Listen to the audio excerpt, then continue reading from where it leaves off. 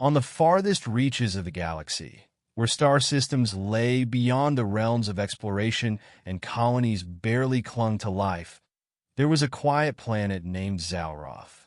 Zalroth had always been a place of exile, a planet on the edge of human settlement. It was not a place for warriors or heroes, just a haven for those who wished to be forgotten. Or so they thought. Lieutenant Sarah Andrews had once believed her life was going to be a routine posting. She had been sent to Zalroth to oversee a group of soldiers and ensure that nothing unusual happened in a place that was more desert wasteland than thriving colony. The planet had little strategic value and no real significance. At least that was what the higher-ups had told her. But as the days went by, Sarah grew restless in the quiet.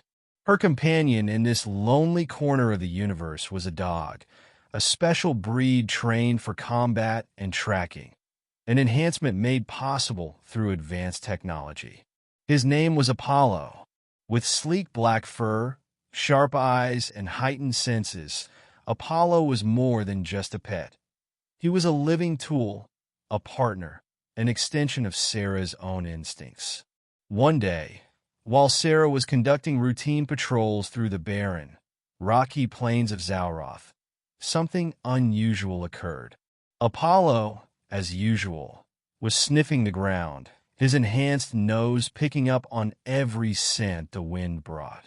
Sarah didn't think much of it at first. Apollo was always alert, always on the lookout for anything amiss. But as she continued her walk, she noticed Apollo moving more urgently, darting between rocks, sniffing the air. Something was wrong. She called out to him, "Apollo, come." But Apollo didn't return. Instead, he continued forward, deeper into the craggy valley. With a heavy sigh, Sarah followed. The silence of the planet only made her unease grow. The air was thick with dust and the sound of distant winds. She checked her weapon, making sure it was secure. After a few minutes, Sarah reached the edge of a ravine, where Apollo stood over something. His body was tense, his stance protective, his eyes fixed on something below. Sarah's heart raced as she approached. What she saw startled her. Lying on the rocky ground, half buried in the dust, was an enemy soldier, dressed in the combat uniform of the Vorin, a brutal and technologically advanced alien species known for their cruelty and warfare. His chest rose and fell in shallow breaths, and his skin was covered in blood from a wound that seemed to have been inflicted from a high-powered energy weapon. The Vorin had been at war with humanity for years, and Sarah had been trained to never show mercy to them. But Apollo stood there, unmoving, watching Sarah with his deep brown eyes. "Should we finish it?" Sarah whispered, her hand hovering over her weapon. She hesitated. Apollo's eyes locked onto hers, then back to the soldier. The dog's gaze was clear compassion. For the first time since arriving on Zalroth, Sarah felt a strange sensation. The Vorin had been the enemy for so long. They were brutal, merciless, and had attacked human colonies across the galaxy. This soldier, lying in front of her, represented everything Sarah had been taught to fight against. Yet here was Apollo, a trained combat dog, displaying empathy. "All right, boy," Sarah said quietly, lowering her weapon. "Let's get him out of here." She approached the injured Vorin cautiously, keeping Apollo close. The alien soldier was barely conscious, his face twisted in pain. She knelt beside him, taking a deep breath. She wasn't sure what compelled her to act, but she knew she couldn't leave him to die in the dirt. Using the medical supplies she carried, Sarah worked quickly, applying a sedative to stabilize the alien's breathing and stopping the blood flow from the wound. She wasn't sure why she was doing this, why she was helping an enemy soldier, but Apollo's presence was unwavering, and it gave her strength. Once the soldier was stabilized, Sarah carried him back to her base camp, Apollo walking alongside her, his head low, eyes still watchful. The journey back was slow, but Sarah's mind raced. What had driven Apollo to help this soldier? He had instincts that went beyond mere combat training, something deeper, something more compassionate. When they reached the camp, Sarah set up a medical station. The enemy soldier was unconscious but stable. She checked his vitals and analyzed his blood, still uncertain of her decision. Her duty was clear: protect humanity. But this decision went against everything she had been taught. The soldier awoke hours later, his eyes wild with panic as he realized his situation. He tried to move, but his body screamed in pain. Sarah stepped forward, her gun aimed directly at him.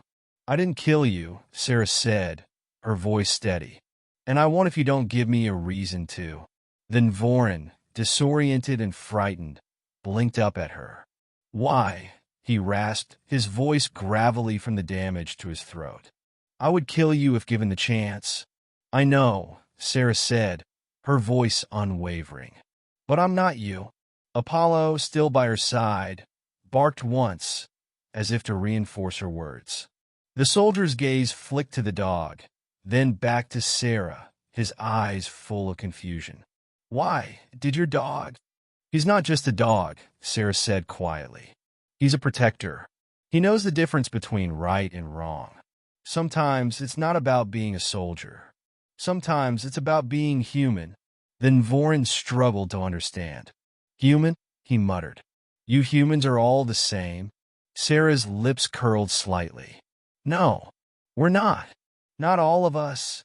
For the next few days, Sarah tended to the alien soldier's wounds, and they spoke, slowly, cautiously, a tentative understanding forming between them.